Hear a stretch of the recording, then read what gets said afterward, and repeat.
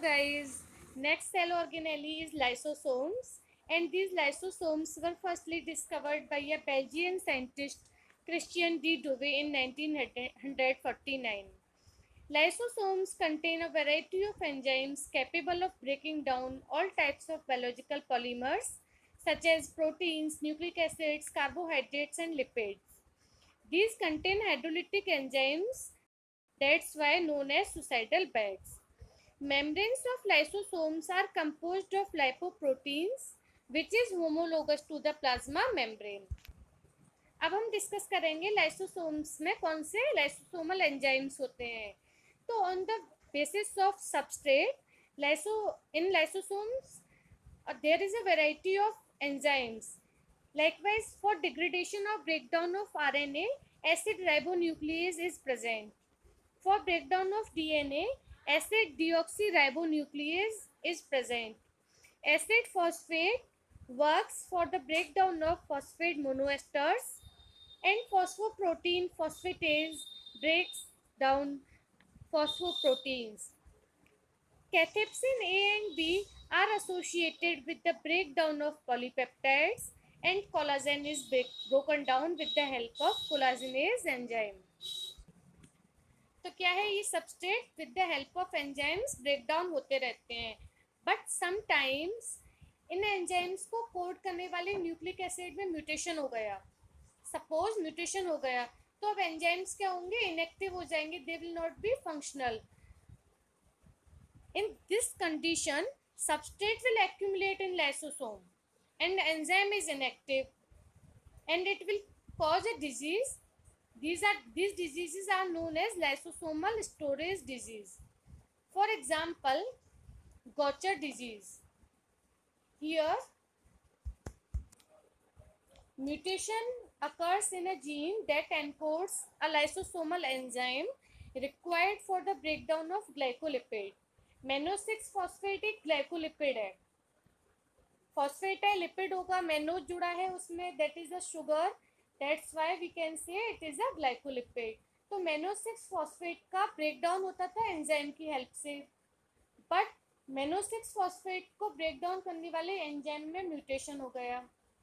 In this condition mannose 6 phosphate is getting accumulated in lysosome and it causes a disease which is known as Gaucher disease. Gaucher disease क्योंकि सबसे पहले Gaucher ने discover की थी. Most of the lysosomal enzymes are acid hydrolase और ये active होते हैं at the acidic pH about 5 that is maintained within lysosomes but not at the neutral pH. तो क्या होता है कि लाइसोसोम्स की जो मेम्ब्रेन है उनमें प्रोटॉन ट्रांसपोर्टर्स होते हैं that constantly transport proton ions. तो अगर लाइसोसोमल मेम्ब्रेन ब्रेक डाउन हो जाए और उसके एंजाइम साइटोसोल में रिलीज होकर आ जाते हैं, but at this stage these enzymes will be inactive क्योंकि साइटोसोल का पीएच आप लोग जानते होंगे न्यूट्रल रहता है और लाइसोसोमल एंजाइम्स क्या है, एसिडिक पीएच पर ही काम करते हैं. Lysosomes occur in almost all animal cells, and in plant cells similar structures of lysosomes are found. Lysosomes help in breakdown of macromolecules, and major function of these lysosomes is in the digestion of material that is taken up from outside the cell. तो lysosomes help करेंगे endocytosis में, phagocytosis में और autophagy में. मैं आप लोगों को बताती हूँ what are this terms, endocytosis, phagocytosis and autophagy. Firstly endocytosis, it is the digestion of material which is taken up from outside by the cell.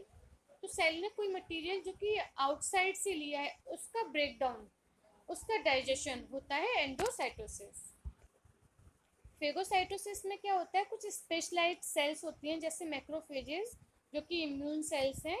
ये कुछ जैसे लार्ज मटेरियल्स है, बैक्टीरिया, सेल डेब्रीज, जिनकी की सेल को elimination की ज़रूरत है, बॉडी से एलिमिनेशन की ज़रूरत है, उन बैक्टीरिया सेल डेब्रीज को अपटेक करती हैं इन फेगोसाइटिक वैक्यूल्स.